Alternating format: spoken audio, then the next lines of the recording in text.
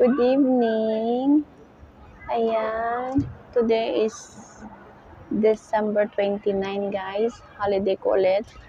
Nandito ulit ako sa park para maggawa ng video tungkol sa mga first timer na pumunta dito sa Hong Kong. Mga first time sa amo. Ayan, guys. Ano nga bang gagawin, guys, pagpunta nyo sa amo nyo? Pag akyat nyo sa bahay ng amo nyo, ano nga bang mga dapat gawin? Yan, mga kadalasan tinatanong yan sa akin, guys, ng mga first timer na pupunta sa amo. Yung first day, kumbaga. Yan. Una, guys, susunduin ka ng amo mo sa agency kung saan ka naka-tie up sa Pinas, yung agency mo dito, guys. Pagdating mo dito sa Hong Kong, pupunta ka muna sa agency. Yan. Tapos, after 2 to 3 days, susunduin ka doon ng amo. So, iuwi ka doon sa bahay nila. So, ano nga bang gagawin mo doon sa bahay ni amo pag first day mo? Una, guys, pagpasok mo pa lang sa bahay ni amo, sasabihin sa'yo, maligo ka muna. Yan. Pagkatapos mo maligo, guys, tatanong ka kung kumain ka na doon sa agency or hindi pa. Papakainin ka muna. Ayan. Pero pagkatapos, sa experience ko kasi, guys, ay naligo ako, tapos naglaban ng damit pala, guys. Naglaban ng damit. Tapos, nilinis ko yung luggage ko, yung mga gulong ng luggage. Papalinis yan sa'yo, guys, kung ang amo ay maselan yan. Papalinis yung gulong ng luggage, papapunas lahat yan. Tsaka mo lang pwedeng ipasok sa loob ng kwarto kung saan ka pwede matulog. Ayan. Yan. Linis, tapos ligo, linis, tapos kumain. Pagkatapos mo kumain, guys, sasabihin na sa'yo yung mga rules sa bahay nila. Yan ang importante, guys. Yung rules sa bahay ni amo. Kung ano yung mga dapat mong gawin sa araw-araw na routine, yan. Sasabihin sa'yo yan. Sa umaga, bibigyan ka niya ng guys, ng daily routine list. Sa mga first timer talaga meron yan, guys. Daily routine list nila na kung anong oras ka magigising, kung anong unang gagawin. Yan.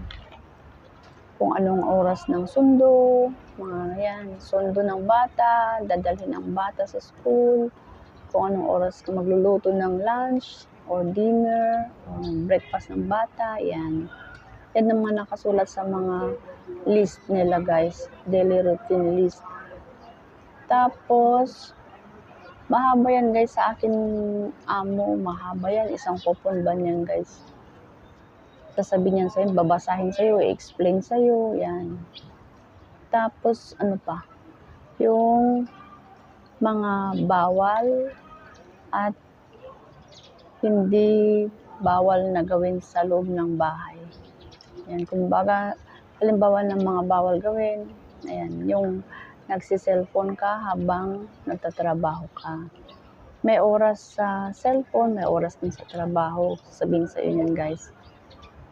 Kasi sa experience ko, guys, sa akin, mga 3 months ata, 3 months na sa gabi lang ako mag-cellphone. Pag sa umaga ang cellphone ko nakalagay yan sa ibabaw ng estante na malapit yan sa CCTV nila. Dalawa kami ng Indo noon, guys.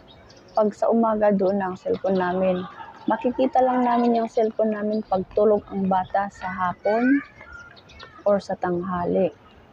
Pero saglit lang, mag-reply ka lang sa mga text ng pamilya mo, gano'n lang. Hindi ka pwedeng manood ng YouTube or makipag-telebabad ng 30 minutes, ganyan, hindi. Ang allowed lang sa amin noon ng kasama ko is 10 minutes lang. Mag-reply ka lang, yun lang. Tapos ibabalik mo ulit doon sa shelf na pinaglagyan mo doon sa table, ganyan. Ano pa ba? Ang mga bawal na Ayan, sa amin kasi, guys, noon is Sa gabi ka lang pwede maligo ng ulo. Sa umaga, hilamos, toothbrush, yan. Pagkagising mo, hilamos, toothbrush, hugas-hugas, o shower ka, yan. Pero ang ulo ay sa gabi. Tapos, pagkagising mo, kung halimbawa nakapajama ka sa gabi, magpalit ka na ng pang trabaho na damit, yan. Hindi pwedeng pajama.